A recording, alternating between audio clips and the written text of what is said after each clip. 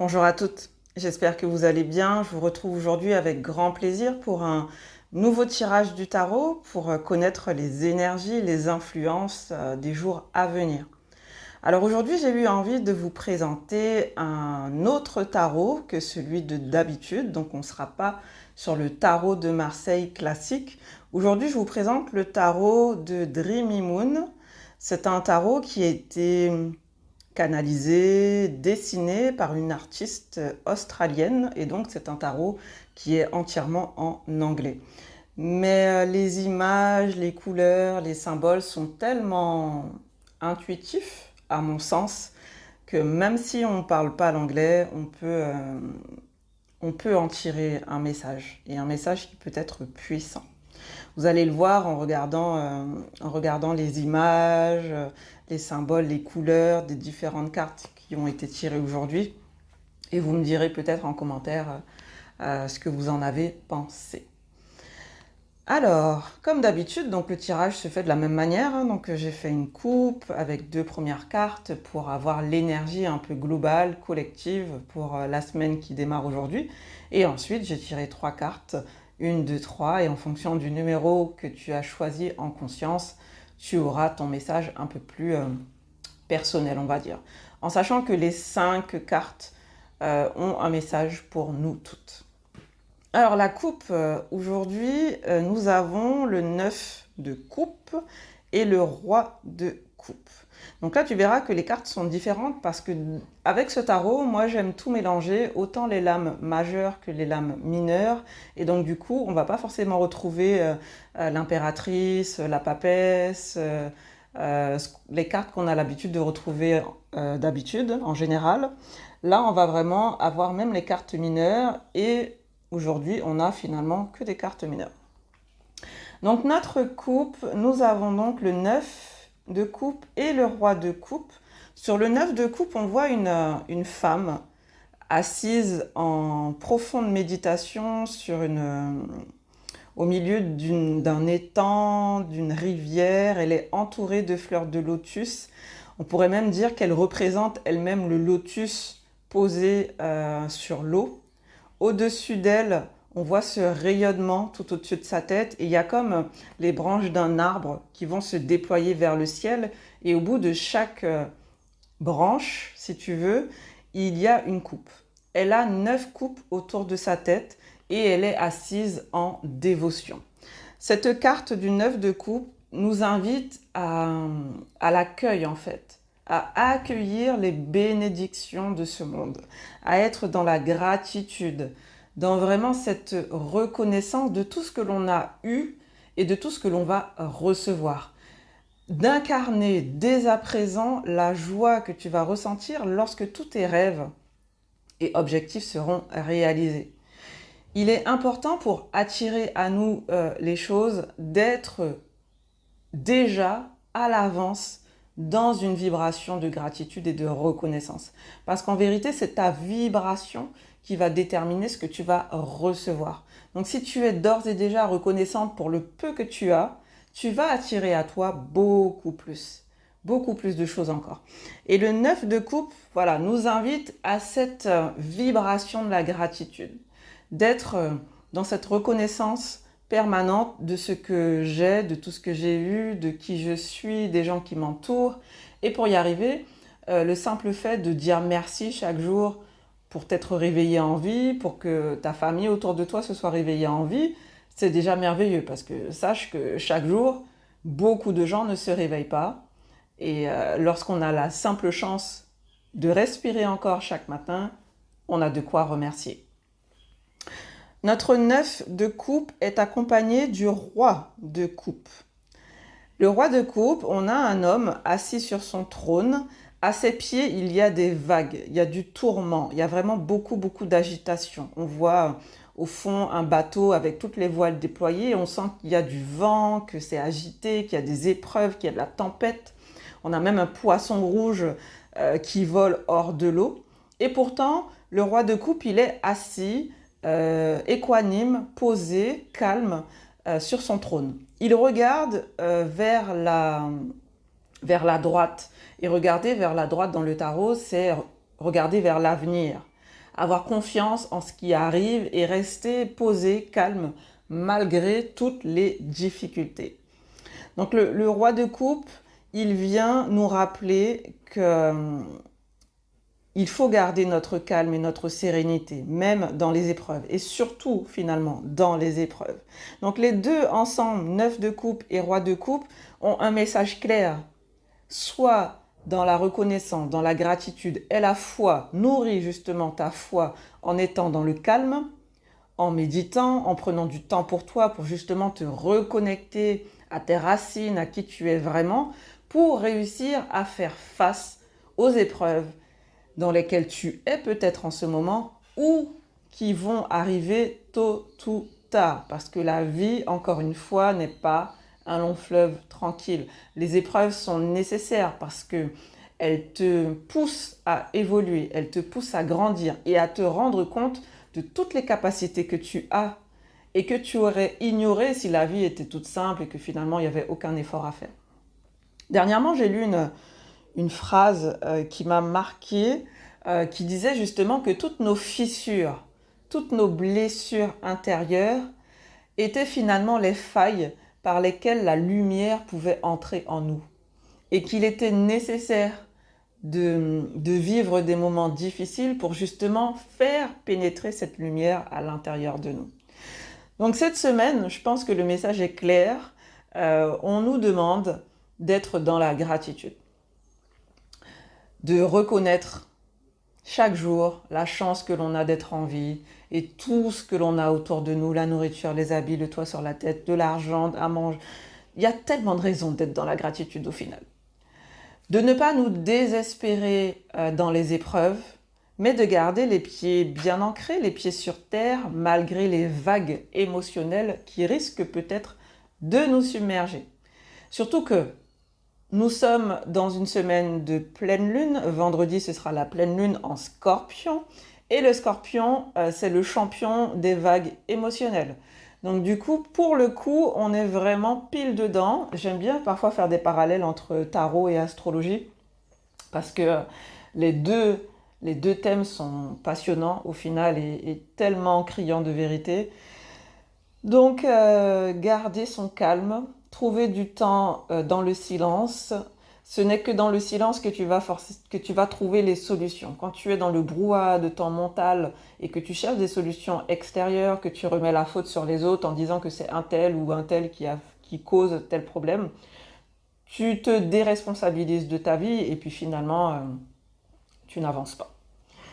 Donc, calmons-nous, gardons notre esprit clair et commençons à méditer un petit peu. Finalement, méditer, c'est juste respirer. Regarde cette femme assise sur son lotus qui est juste posée, les mains tournées vers le ciel et qui accueille le calme, le silence, la paix. Pour recevoir et remplir ces 9 coupes au-dessus d'elle. Et pour aller encore plus loin sur ces deux cartes-là, le chiffre 9 représente la renaissance. C'est vraiment la fin d'un cycle et l'ouverture d'un nouveau cycle, mais il y a un passage dans l'obscurité nécessaire. J'aime beaucoup l'image du bébé qui reste 9 mois au chaud dans le ventre de sa mère, et au bout de 9 mois, il sait qu'il doit sortir.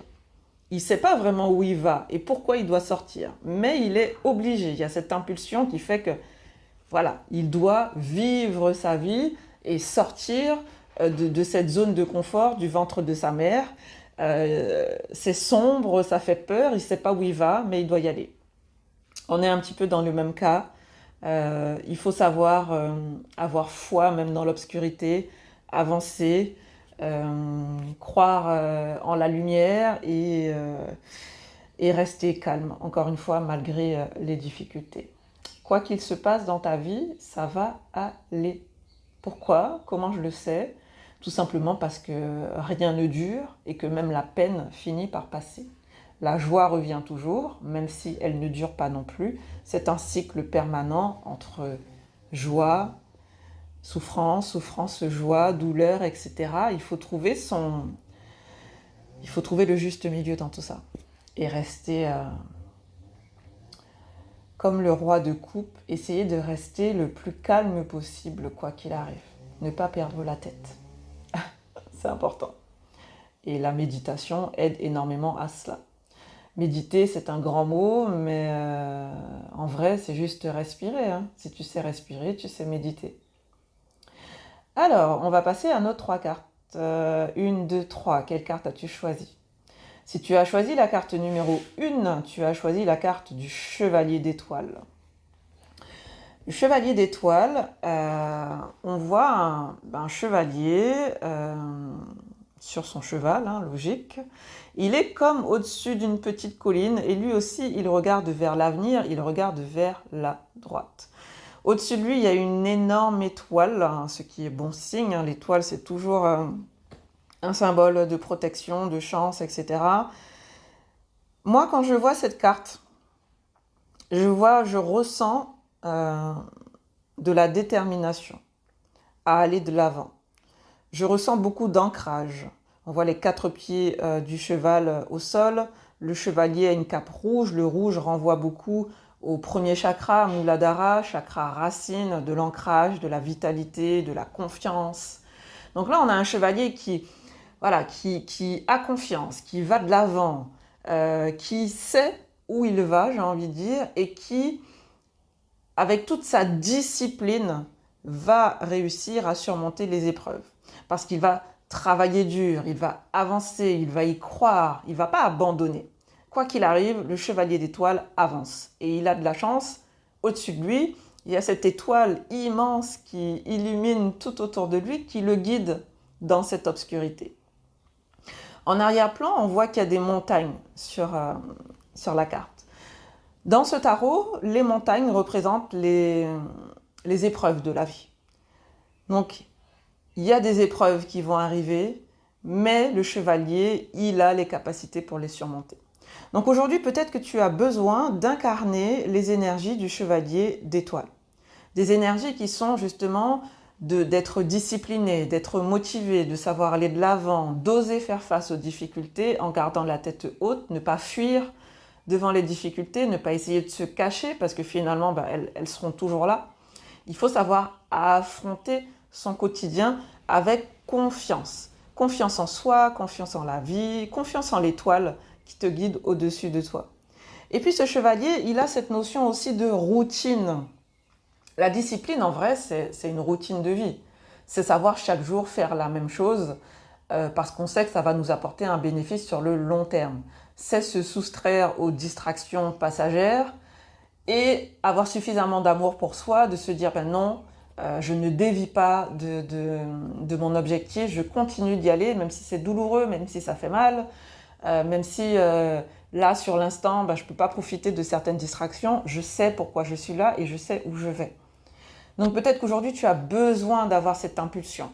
Si tu as tiré la carte numéro 1, sers-toi de l'énergie du chevalier d'étoiles pour bomber le torse, lever la tête vers le ciel et te dire « Voici où je veux aller et voici comment je vais y aller ». Mettre en place un plan clair, prendre des décisions et t'y tenir.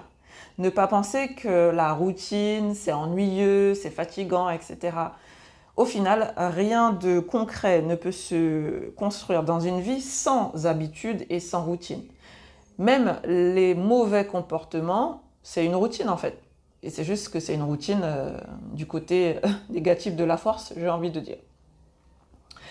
Donc cette semaine, va vers tes objectifs, va vers l'avant, cesse de regarder vers l'arrière, vers le passé, vers les regrets.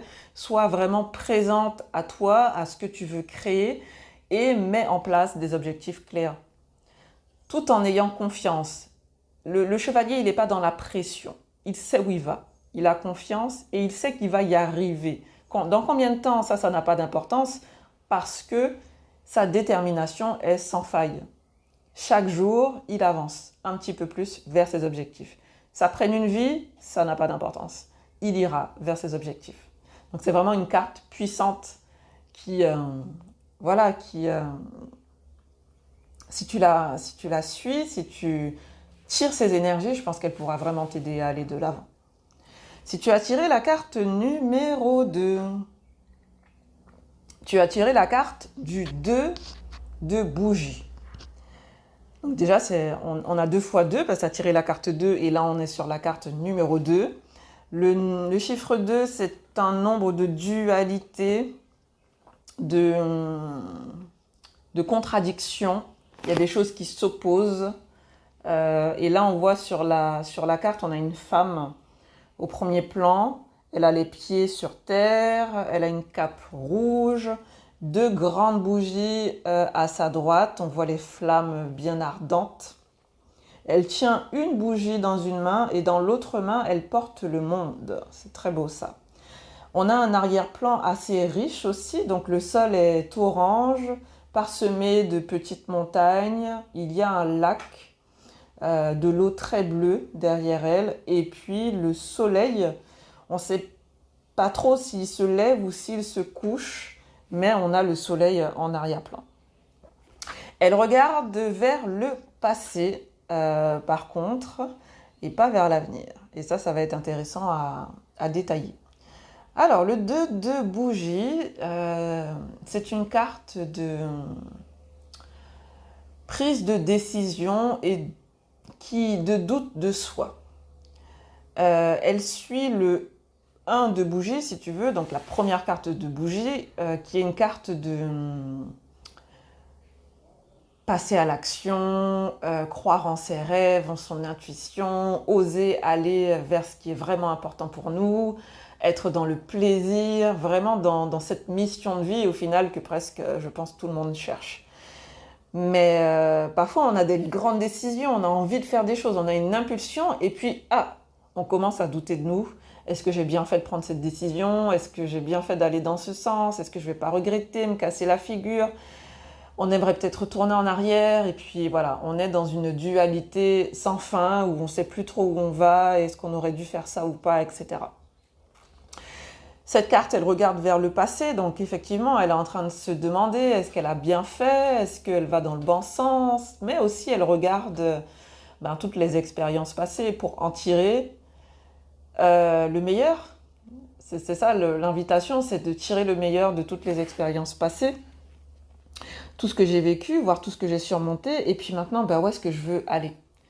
Où est-ce que je veux aller? Et elle a le monde dans la main, donc ça montre à quel point finalement elle a 1 million de possibilités et qu'elle pourrait être tout ce qu'elle veut. Ça nous représente toutes. En vrai, on pourrait être tout ce qu'on veut si on arrêtait de douter de nous. Si on n'avait pas peur de l'inconnu, si on n'avait pas peur de l'échec, on pourrait faire tout ce qu'on voulait. Donc cette carte, elle nous dit, si tu n'avais pas peur d'échouer, qu'est-ce que tu ferais? Vers quoi tu irais? Tu serais qui? Tu serais où?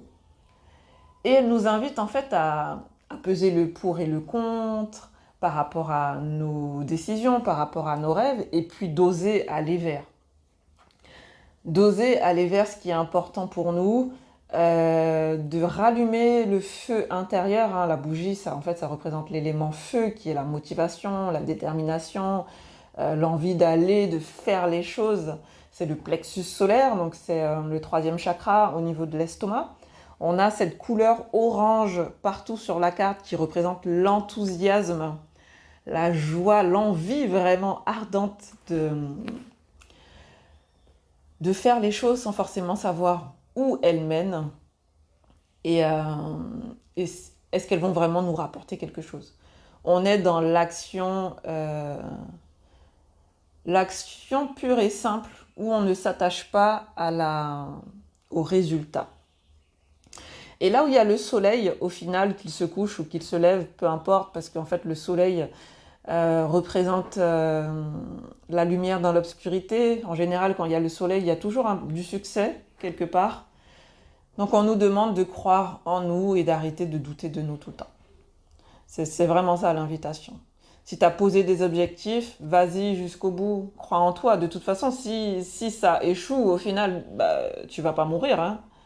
Tu vas apprendre et puis tu vas te relever et puis tu te connaîtras peut-être davantage dans le sens où tu sauras, ça c'est pas fait pour moi, ou j'aurais peut-être dû faire ça différemment.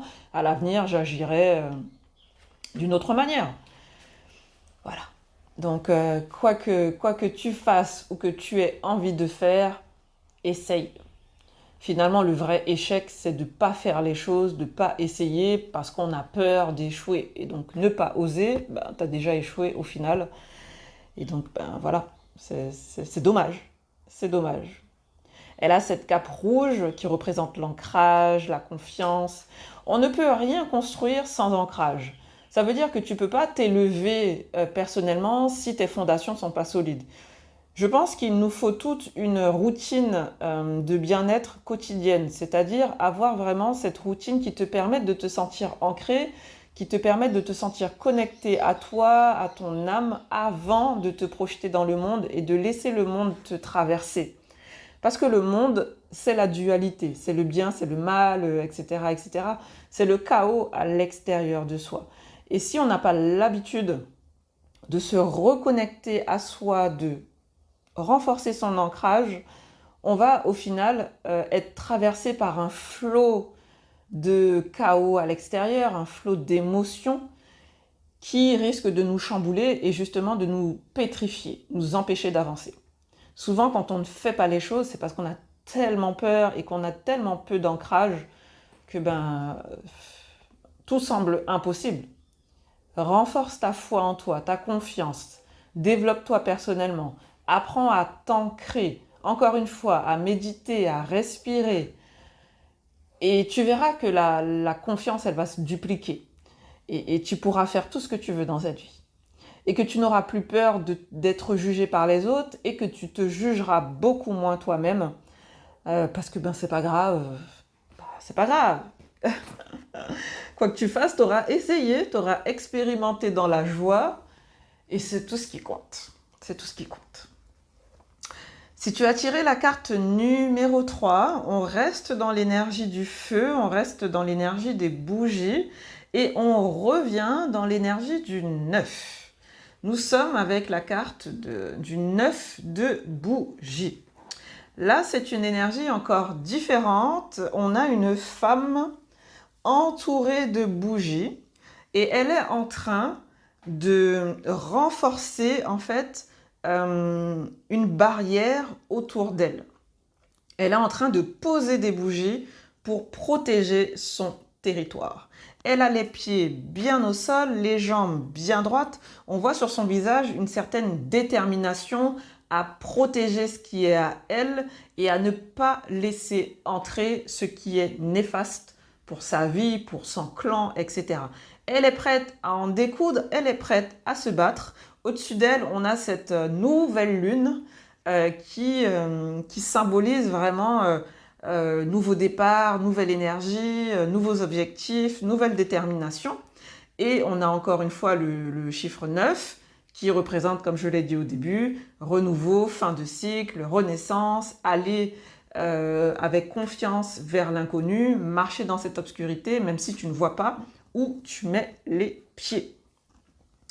Donc en gros, cette carte, elle te rappelle que tu as énormément de force à l'intérieur de toi, que tu es capable de protéger ce qui est à toi, de protéger ton espace, de ne pas te laisser envahir, de ne pas te laisser submerger par les autres, par le stress, que tu as une force intérieure pour garder les pieds sur terre.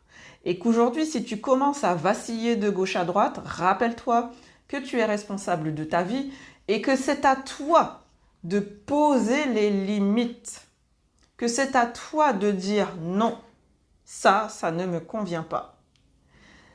Souvent, on a l'impression que les autres nous obligent à faire quelque chose, que les autres entrent dans notre vie et chamboulent tout, etc.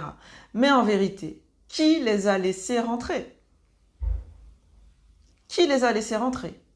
Qui n'a pas su dire non? C'est ça la vraie question. Quand il y a un problème, c'est jamais l'autre la faute. C'est moi qui dois chercher le pourquoi j'ai réagi comme ça. Pourquoi j'ai pas dit non? Pourquoi je sais pas dire non? Pourquoi je laisse les autres rentrer? Pourquoi je dis oui tout le temps et que après moi ça me porte préjudice? C'est ça la vraie question. Et là la carte, elle te rappelle que c'est à toi de prendre la responsabilité de ta vie et de poser les limites, des limites claires, de savoir parler clairement aux autres, sans colère, voilà, sans utiliser des mots durs, c'est pas le but. Il faut savoir pratiquer la communication non violente et tout simplement parler aux autres avant d'exploser. Donc, sachez poser vos limites avec des mots bienveillants.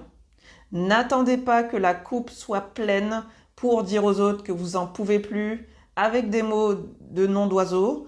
Donc, posez vos limites maintenant. Et sachez déjà quelles sont vos limites. Comme ça, ce sera plus facile de les expliquer aux autres. L'autre côté de cette carte, ça pourrait être aussi que tu t'es enfermé dans une zone de confort, que tu as érigé des limites d'une zone de confort dans laquelle tu es bien, mais que tu commences à te sentir étouffé, limité par tes propres barrières, tes propres croyances limitantes, et que peut-être que là, sur la carte, plutôt que de poser une nouvelle barrière, elle est en train de les élargir, de prendre ses bougies et de les mettre un peu plus loin pour que sa zone de confort s'élargisse. Elle est peut-être en train d'aller vers la zone d'inconfort pour expérimenter de nouvelles choses, découvrir de nouvelles personnes, laisser de nouvelles personnes pénétrer dans son château, sa sphère intérieure, etc. pour une autre évolution de vie. Lorsque l'on s'enferme dans une zone de confort pendant X temps, X années, on s'emprisonne aussi dans une cage dorée, on se prive de découvrir de nouvelles personnes, de nouvelles activités, et puis finalement, on est un peu malheureux tout seul dans son espace. Donc, à toi de réfléchir comment elle te parle, cette carte, si tu l'as tirée. Est-ce que tu es plutôt du côté où tu es submergé parce que justement, tu n'as pas trop de limites et tout le monde entre dans ta vie et puis fait un peu n'importe quoi et puis toi, tu es là, tu sais pas dire non, tu es trop gentil et tout et tout? Ou au contraire, tu as tellement fermé les portes que personne ne peut rentrer, que tu es, entre guillemets, un peu sauvage et que tu n'oses pas aller vers les autres ou faire de nouvelles choses parce que c'est l'inconnu et puis que ça fait peur et puis que peut-être tu sais pas faire et peut-être tu n'es pas assez, etc. Il faut voir. Toi seul peux savoir comment cette carte te parle. Peut-être qu'elle te parle des deux manières, peut-être qu'elle ne te parle pas du tout, pour l'instant en tout cas. Tout dépend en fait. Tout dépend. Les cartes parfois donnent un message où on peut peut-être pas se reconnaître tout de suite. Mais c'est toujours intéressant d'écrire parce que peut-être plus tard, une semaine, un mois, 2 mois, un an, je sais pas, tu vas te dire, ah tiens, ça me parle maintenant. Voilà. J'ai beaucoup aimé faire ce tirage avec ce nouveau tarot. Moi, c'est un de mes tarots préférés, vraiment, entre les couleurs, les dessins, les messages de chaque carte. J'aime beaucoup, beaucoup ce tarot. Vous me direz si vous avez apprécié cette guidance au tarot Dreamy Moon. S'il y avait un message global avec toutes les cartes, on est quand même invité à la gratitude, au lâcher-prise et à l'ancrage, beaucoup. On sent qu'il y aura des tempêtes émotionnelles, il y a beaucoup d'eau. On a 3 cartes où il y a de l'eau, les 2 cartes de la coupe et le 2 de bougie. Donc on sent qu'il y aura quand même des mouvements émotionnels. L'eau représente les émotions. Donc, et la pleine lune arrive, la pleine lune représente aussi tout ce qui est émotionnel. Donc, on nous invite à garder notre calme, à laisser les émotions nous traverser sans qu'elles nous submergent. Donc ça veut dire réussir à extérioriser sainement les émotions. Donc en pratiquant des choses qui nous font du bien, la danse, l'écriture, la méditation, le sport, le yoga, la marche en nature, la musique, le chant, la cuisine, le jardinage, tout ce que tu veux. L'amour aussi, c'est important, c'est une bonne manière de laisser nous traverser les émotions et de décharger le stress du quotidien. On a 2 cartes avec du feu. Donc, on réactive aussi notre feu intérieur. Le feu a besoin d'être allumé et il a besoin d'être protégé, sinon il s'éteint. Donc, pense aussi à tout ce qui te motive dans la vie, tout ce qui te donne du plaisir et essaye cette semaine de rallumer ton feu intérieur et veille à le conserver allumé, veille à ce que cette flamme à l'intérieur de toi reste allumée le plus possible, parce que la vie a besoin de feu, elle a besoin de chaleur. Le feu, c'est la vie. Ça brûle aussi si on en a trop. Il faut trouver, comme d'habitude, le juste équilibre. Et puis le chevalier, nous rappelle que la routine et la discipline, c'est la base dans la vie et qu'il nous faut mettre en place une routine de vie qui nous sert et non pas qui nous dessert. Vous avez de quoi travailler sur cette semaine. Je vous souhaite une magnifique semaine avec toutes les énergies du tarot. N'hésitez pas à me faire des petits messages en privé pour me dire comment s'est passé la semaine dernière avec les énergies du pendu, etc. Moi, franchement, j'ai été pendue toute la semaine. J'ai vraiment ressenti ce non-contrôle et ce besoin de lâcher prise et je n'y arrivais pas du tout. Et là, on démarre une nouvelle semaine avec de belles énergies.